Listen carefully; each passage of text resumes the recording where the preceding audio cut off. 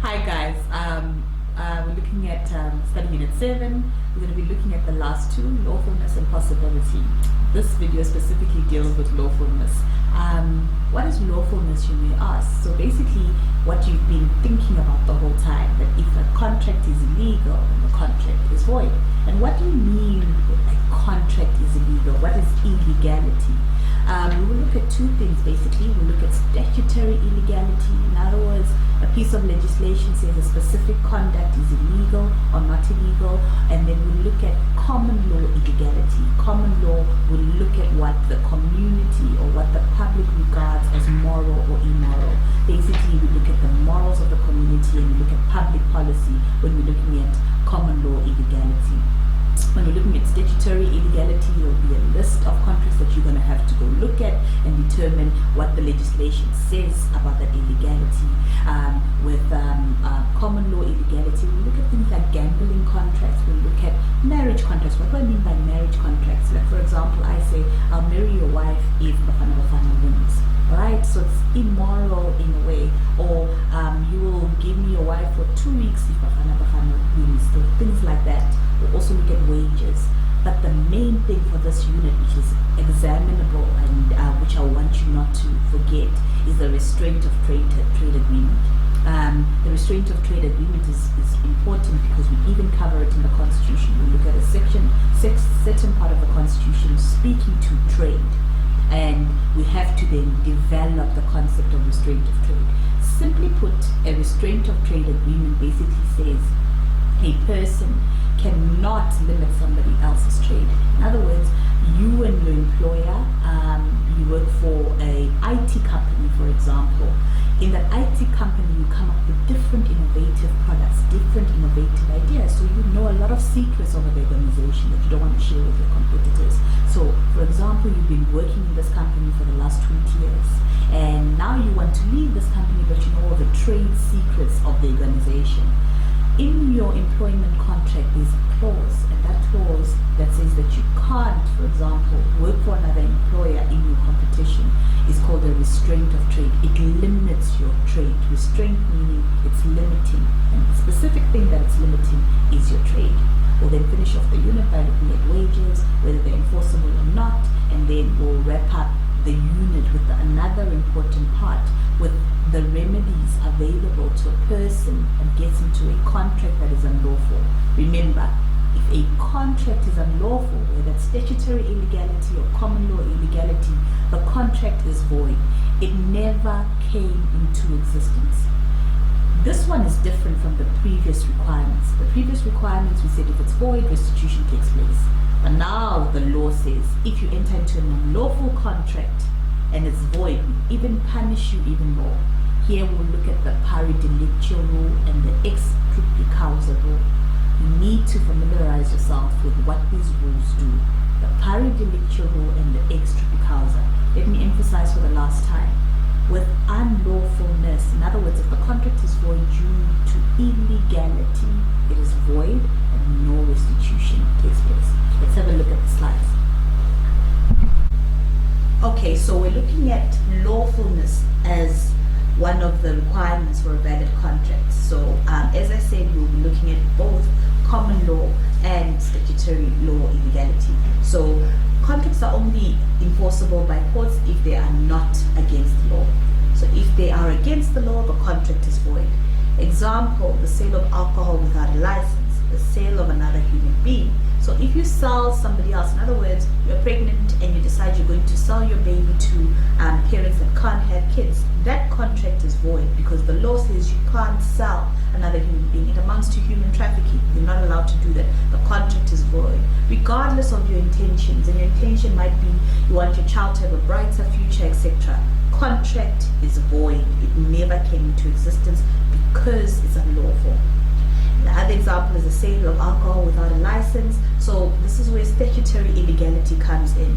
You have a piece of legislation that says if you want to sell alcohol, this is the requirement. The requirement is that you must have a license. It will then become illegal for you to sell without a license. Lawful contracts are those concluded accordance or in line with statute and common law. If it's not concluded in line with statute or common law, the contract is void. What is statutory illegality and what is common law illegality? It says statutory illegality, a contract is prohibited by statute or legislation because they go against the good morals and public policy. Remember, legislation is the written down part of our law, right? The people in parliament, the legislature, they make these rules depending on what the need for society is. So it goes hand in hand with our morality and what public policy determines is needed for legislation. Then we have common law illegality. This is basically, it becomes unlawful on the grounds of public policy or because it's against the good morals, contra bonus morals. In study unit 1, we looked at normative systems, we looked at religion, we looked at individual morals, we looked at community morals, and we looked at the law. We're saying with common law illegality, because it goes against the morals of the community, the court will declare it void, because as we said in study unit 1, most of our rules come from our religion, the way we then regulate ourselves in terms of our morals, etc. So 2 types of legality: statutory, which is your legislation created by the legislature and parliament, and your common law illegality based on the community morals and public policy. Statutory illegality: an act of parliament can make an agreement invalid or void. For example, one needs to get a license to sell alcohol. Normally also, a penalty is imposed if the parties enter into such a contract, but the contract remains void. It doesn't mean that if there is a penalty, the contract now becomes valid. So for example, a piece of legislation will say it is illegal to buy alcohol and sell alcohol on a Sunday. Then it also continues to say, if you do so, you will pay a fine of 150,000. So since it's illegal, the contract is void, but on top of that, the law punishes you. Remember the punishment part when we're looking at remedies later. The punishment part is very important for lawfulness as a requirement. So normally there's a penalty attached to the statutory law illegality. Then common law illegality, these are agreements that go against public policy or the good morals of the community, and they're not allowed. Examples of such contracts, for example, contracts that interfere with justice, where you agree with someone that you will hide the body of the person they killed after they died, or you agree with someone that you will lie to the police for them. So that would be a contract that interferes with justice. A marriage contract where a dad sells his daughter to somebody else, or if a husband agrees with his friend that he can marry his wife if Pirates loses, for example. Then we have gambling contracts. Remember, we have licensed gambling contracts and unlicensed. Okay, so we'll talk about that later. Then unfair contracts, when somebody's taking advantage of somebody else, these contracts become illegal based on public policy. So remember we said once you have signed, you are bound. But if the court finds that this contract is unfair and one party is taking advantage of another, they will also declare it void based on illegality. Please go look at examples on page 84 of the textbook regarding more examples of common law and statutory law illegality. The important one, and that's going to be our focus now, is your restraint of trade agreement. What is a restraint of trade agreement? It's basically an agreement where somebody limits somebody else's trade. Let's look at the restraint of trade agreement. So I'm talking about an employment contract or a service contract between 2 people. So this is where the employer, this is the IT company I mentioned earlier, with the IT company I've been working for the last 20 years. In my employment contract, there is a clause in that contract that restricts or limits my ability to trade freely. So I work for an IT company, I know all their trade secrets, I know all the new products they're going to be advertising to the public. Then I decide I'm going to move, for example, from Microsoft to Apple. Can you see there's a problem there? They both deal with the same type of software. So my move from Microsoft to Apple is a threat to my current company, Microsoft. So what will Microsoft do in my employment contract? They will put in a clause in that contract, a restraint of trade clause, where they say you cannot, for example, after you've left our employment, left Microsoft, go and work for our competitor for a specific period or in a specific area for a period of time. So it's a clause in a contract that restricts or limits a person's ability to trade freely. This agreement is normally found in employment contracts or in a contract of a sale of a business. Let me explain a sale of a business. You know, shop number 5 outside. I decide the owner makes so much money on a daily basis because everybody goes and they buy amagwinya there. So I decide I'm going to buy his shop number 5. I buy the shop from him and tell him, in my contract you cannot open another similar shop in 5 kilometers from me, and you can't open it for the next 3 or 4 or 5 years. What am I doing? I'm basically restraining his trade. I'm saying to him, he cannot trade in that particular area for a specific period of time. Why would that type of clause be allowed? Because I'm trying to make sure that he doesn't compete with him. People go to that specific shop because he makes the guineas in a particular way. So if he's right next door to me, he goes and opens shop number 6, then my business will go down the drain. So you'll normally find these agreements or these clauses in employment contracts and sale of business contracts. Now, this restraint of trade or trading freely is protected in the Constitution. The Constitution says that every person has a fundamental right to choose their trade. Trade is what you do to make money. Occupation or profession freely. But there's an exception to that rule. This right can be justifiably limited if it passes the test in terms of Section 36 of the Constitution. So, as much as, and that's how important this right, the right to trade is very important. As much as the Constitution likes this right or protects this right, it can be limited if the limitation is justified in terms of Section 36 of the Constitution. So, yes, Section 22 says everyone's got a right to trade, but the trading itself is limited. So let's just recap for a second. We're currently busy with lawfulness as a requirement of a valid contract. Lawfulness says if the contract does not comply with the law, whether it's legislation or common law, illegality, the contract is void.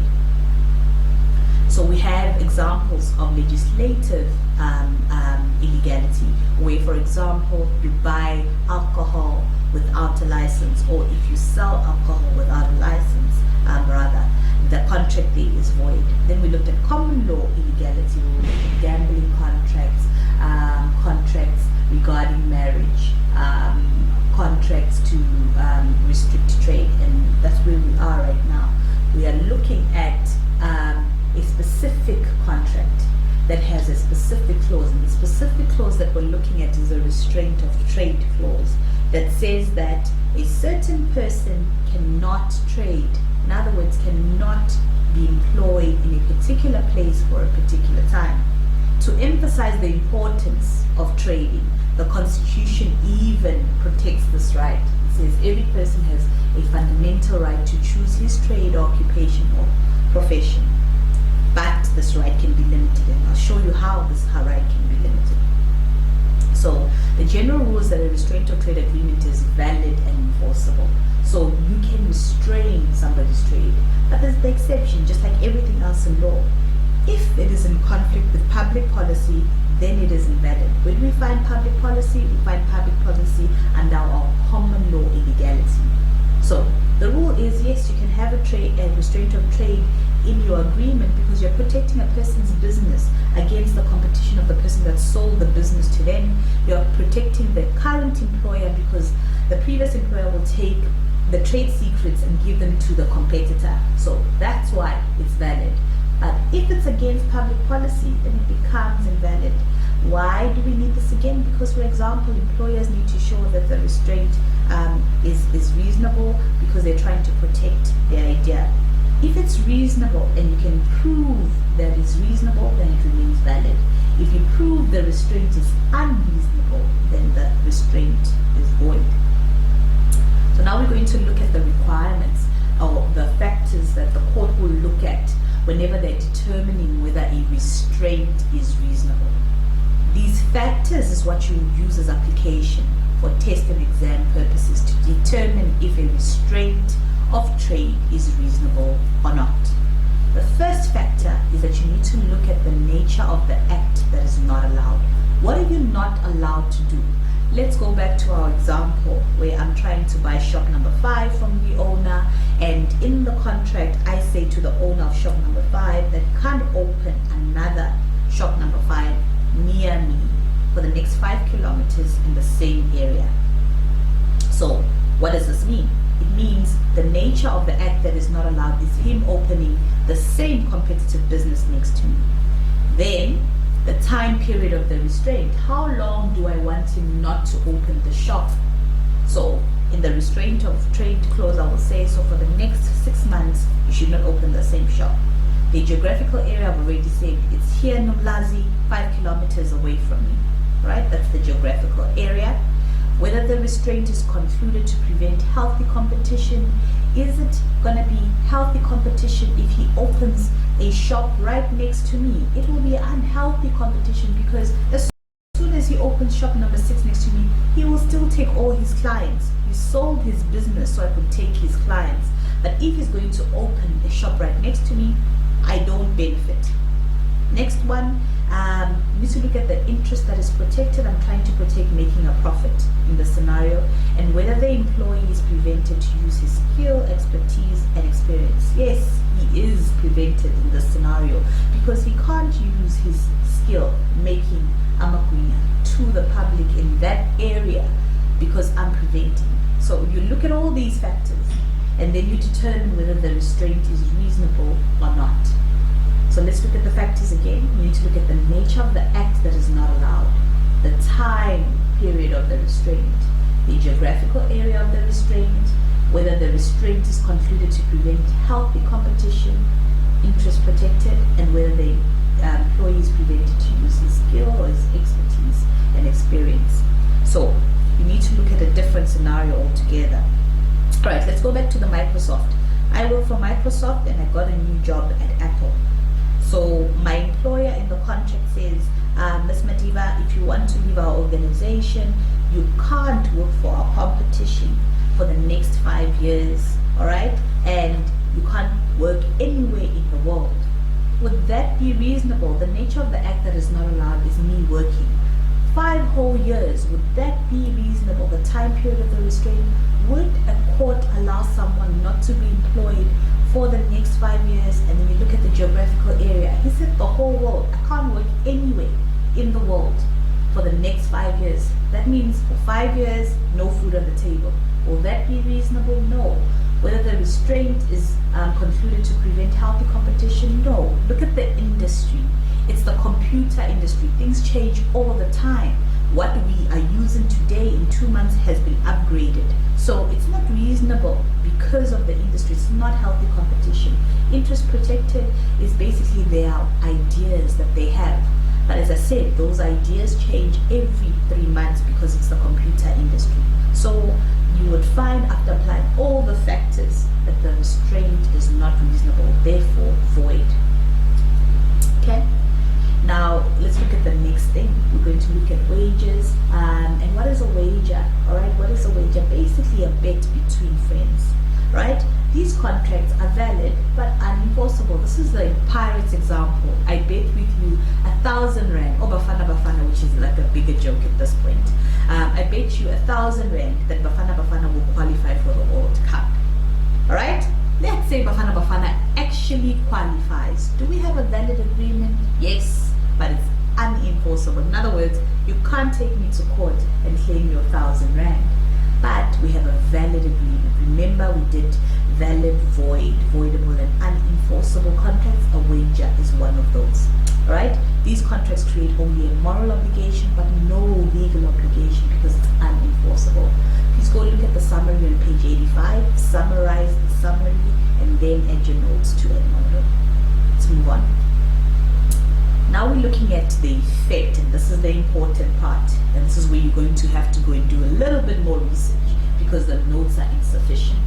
Right, we have this void restraint of trade, or you've bought alcohol from a person who doesn't have a license, or you've entered into a contract with someone to kill somebody else. You've killed the person and you haven't gotten paid. What are the consequences from here? So what is the effect of illegality on the contract? All right? Please, I'm saying it again. Restitution cannot be claimed because the court punishes you, or the law punishes you even more.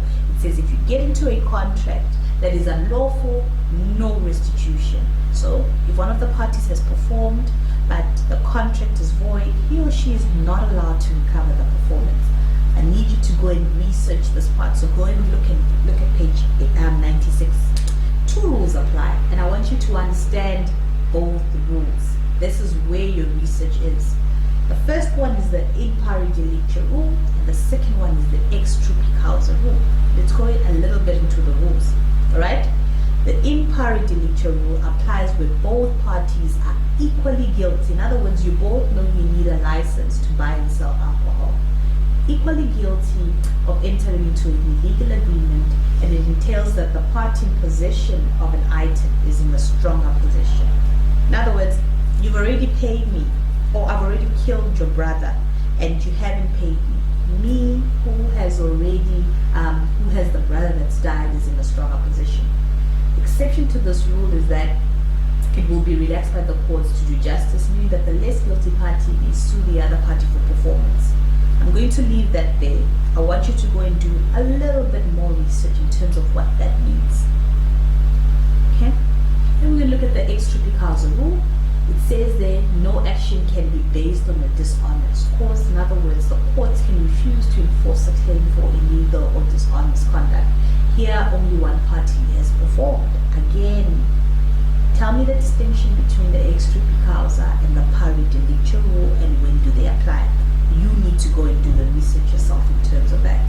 Important part, because I'm going to give you a scenario where both parties have already performed, or when one party has already performed in terms of an illegal contract. You need to tell me if the court will enforce the other performance in terms of a void contract, or the court will just leave the contract alone because it's illegal. So that's your ex trupi causa and pari delicta rule that you need to go and research.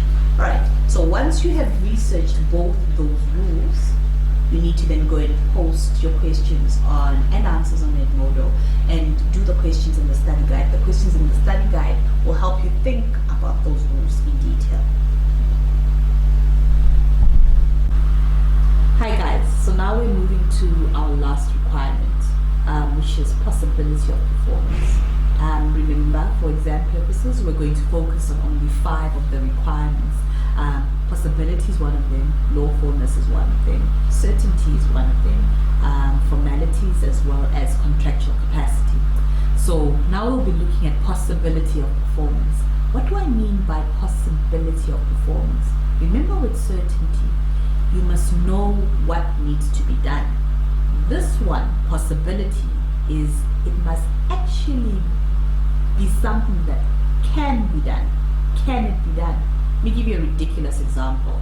I contract with you so that you can buy the moon from me. Is that something that is possible? No, it's not. I contract with you, for example, that I'm going to buy Eli McCarthy into the South African Bafana Bafana team. What's the possibility of that happening? He hasn't played in a while, he's been coaching for a while. So it must be possible, and it must be objectively possible. For this one, you need to determine whether the contract is objectively possible. If it is not objectively possible, then the contract is void from the get-go. So we're going to be looking at different aspects. We'll be looking at initial impossibility of performance, meaning the contract never came into existence because it was impossible from the beginning. The moon example that I've just given you, me buying the moon from you, it never came into existence. Let me give you a more practical example. You say to me, ma'am, I want to buy your pink laptop that is at home. And I say to you, sure, you can pay 500 Rand for it. I do not know, because we're on campus, that my laptop was stolen when somebody broke into my house 2 hours ago. That contract is impossible from the beginning, void ab initio. If we have performed performed just like any other case, then restitution must take place. Alright? So that's initial impossibility. Now the second one, supervening impossibility. This is when we look at act of gods and causa fortuitus. Here, contract is valid, so you say to me, ma'am, can I buy your laptop? The laptop is there. I say, sure, no problem, you can buy the laptop. Come to campus, and I'm like, no, I want to rent out that laptop to you. And you say, sure, ma'am, I can rent out. How much do I pay? I say, you can rent it out for 20 Rand a month. We agree. You start using the laptop. While you are typing away at home or watching this video at home, lightning strikes and completely destroys the laptop. The laptop is gone. When we entered into the contract, the laptop was available. After the contract is terminated because it becomes impossible, I can no longer lease the contract to you. If it's by an act of God, it's called a causa fortuitus. If it's an act by a third party, it's called, if it's by an act of God, it's a force majeure, but if it's a causa fortuitus, it's an act by a third party. All Latin terms. Force majeure, act of God, that's the lightning. Same example, you rent out the laptop for 20 Rand, your friend steals it, contract becomes void. Again, because it's impossible to carry on with the contract. Now that there's a third party involved, contract becomes void because of your causa fortuitus. So, same principles apply. If you've already performed or partial performance has been given, you return the other partial performance back to the contracting party. If there's nothing to give, too bad and one more trust, you claim it under the law of damages or unjustified enrichment. So this is what we'll be looking at. Possibility. It must be objective, and I'll explain what objective impossibility is, and we'll look at initial impossibility and supervening impossibility. Let's look at the slides. Alright, so we're looking at possibility of performance. Remember, it's whether the contract can actually be carried out. If it's possible to perform. Remember, performance is divided into four. Either you're doing something, delivering something, the tolerance of something, or not doing something. So, can you do the things that you said you're going to do in terms of the contract? So what's the general rule? The general rule is that a contract is void if performance is impossible at the conclusion of the contract. In other words, the laptop does not exist. Somebody stole it 2 hours before we entered into the contract. Contract is void. The contract will be void if performance is objectively impossible at the time of conclusion of the contract. For objective impossibility, it means nobody else can perform at that time. Nobody else. It's not because it is difficult or inconvenient to perform. That's subjective impossibility. If it's a case of subjective impossibility, then the contract remains valid. In other words, you still need to perform in terms of the contract. There's two types of impossibility, objective and subjective. Let me explain subjective. It only applies to one contracting party, but someone else can fulfill the performance. So for example, I want to buy a house, all right? The house is 2 million Rand. I know I do not have 2 million Rand. I make the offer to the owner of the house for 2 million Rand. He accepts. Now that we need to do the transfer of ownership, owner finds out that I do not have the 2 million Rand. Contract is valid. The fact that you are a poor debtor in terms of paying the money is irrelevant. You are in breach of contract. Yes, it is impossible for you to pay because you cannot afford, but it's subjective. Somebody else can pay that 2 million Rand, and since that's the case, contract remains valid. So it only applies to one contracting party, but someone else can fulfill that performance. It does not, an emphasis on this, it does not render the contract void. You need this for later when we're doing breach of contract. But one of the contracting parties will be in breach of contract. For example, a purchaser cannot afford to pay on time or can't afford the purchase price. Now this is the one, this is the test that you use for impossibility of performance. You use the objective test. It means that performance is impossible for anyone to perform at the time of the conclusion of the contract. Look at my contract of sale of my laptop that we concluded 2 hours earlier, and somebody stole it. In that instance, it doesn't exist anymore. It doesn't exist in terms for us to get it or anybody else to legally sell it anyway. So the contract is void. For example, the horse was already dead when the parties entered into a contract. So I've got a horse, it died 2 hours earlier, but I don't know that, and I sell it to you for 50,000 rand. The contract is void because it's impossible for me to deliver a live horse. It died. Distinction between initial impossibility and supervening impossibility of performance. So remember, the test is objective. So what is initial impossibility? Initial impossibility was that performance was impossible at the time of conclusion of the contract. This is the horse that died, the laptop that was stolen, already before we entered into the contract. What if one of the parties has already performed? Then he can claim what? Restitution, the return of his performance.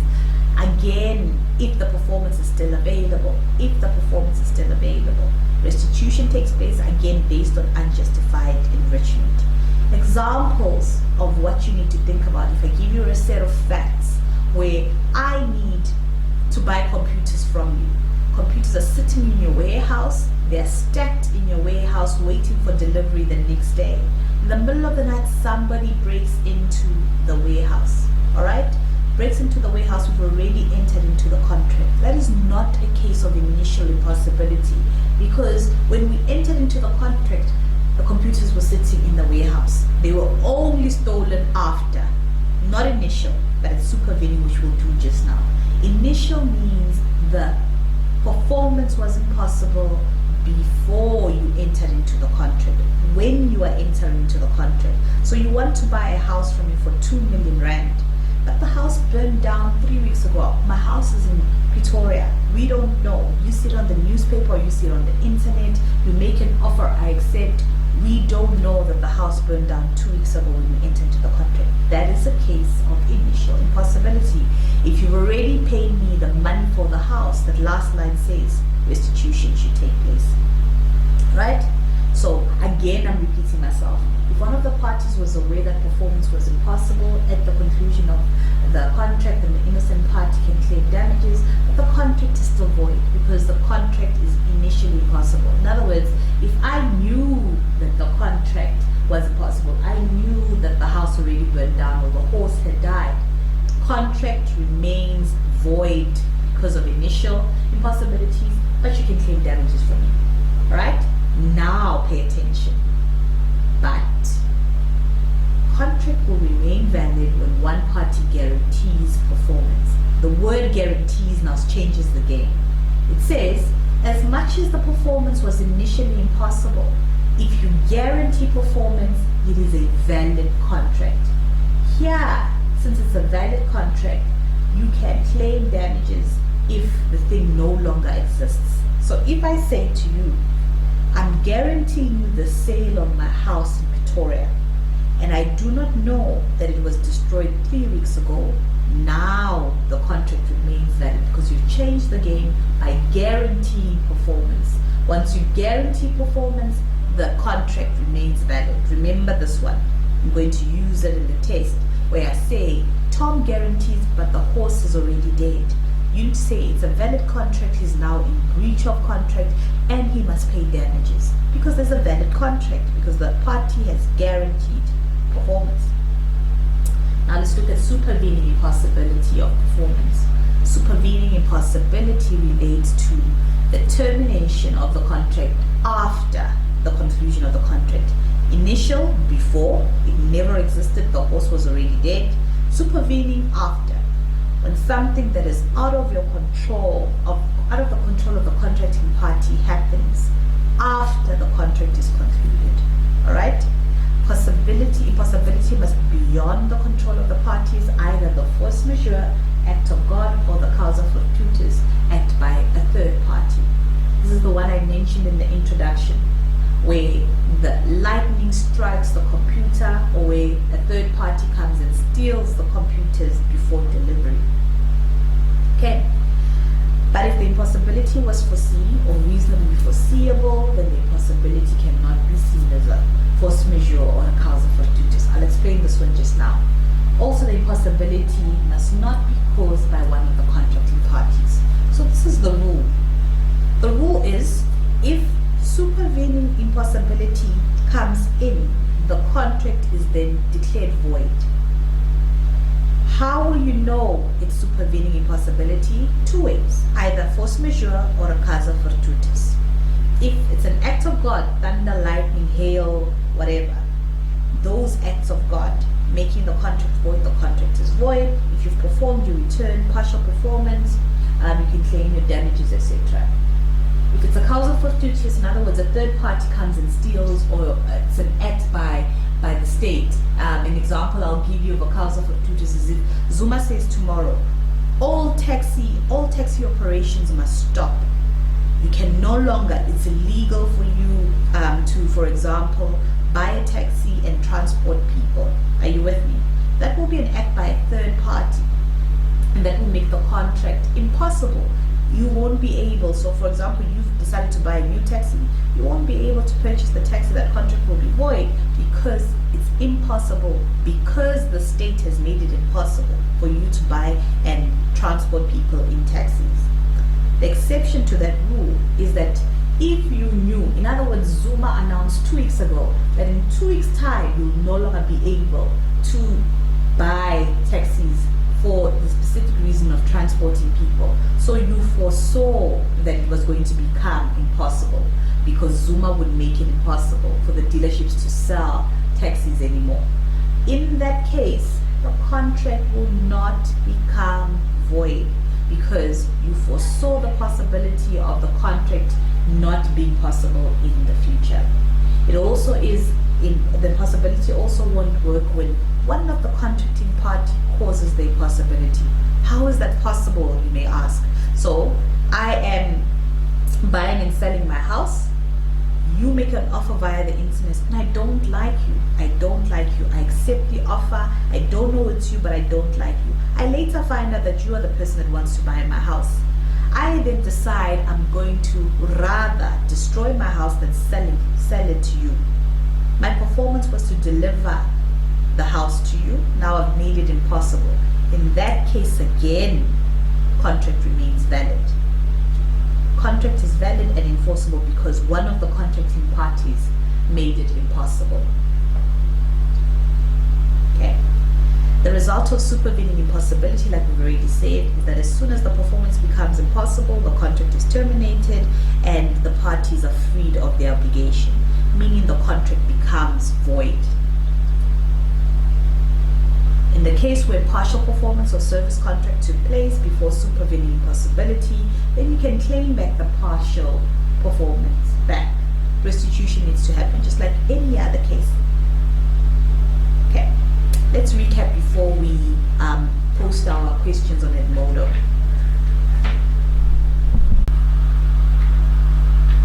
Okay, so let's just recap. We're looking at impossibility of performance. So let's start right at the top.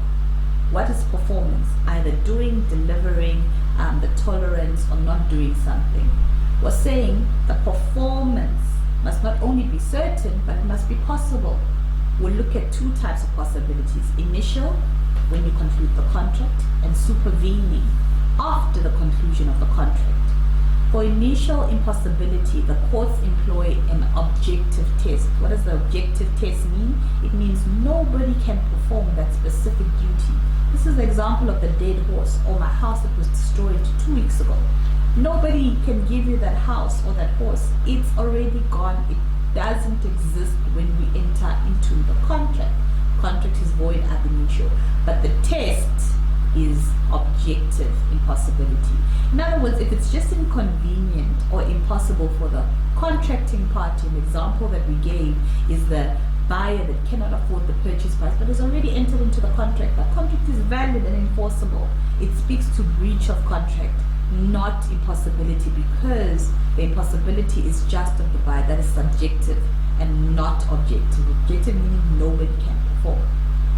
So for initial impossibility, contract is void ab initio. If you perform, restitution takes place.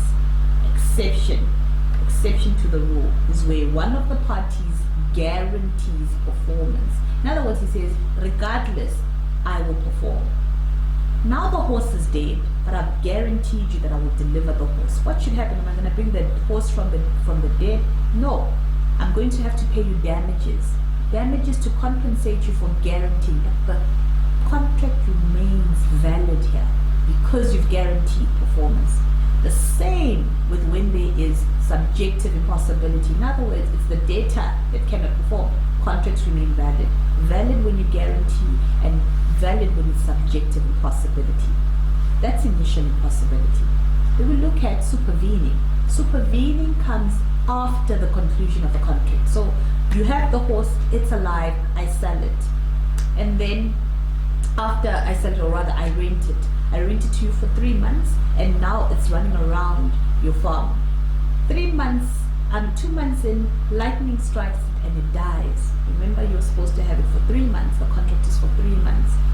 Now something has happened during the operation of the contract. We're saying if it's caused by an act of God or caused by a third party, that is supervening impossibility, and that makes the contract void once again. So when lightning strikes it, it becomes void. When a third party comes and steals it, the contract becomes void again. That is supervening and causa fortuitis, third parties. And you need to go look at the different acts of a third party. For example, I gave you where the president or legislation is changed in the country, or when a third party steals. There's 2 more that you need to go look for in the textbook. You need to go and see what they are. But there's an exception to that rule.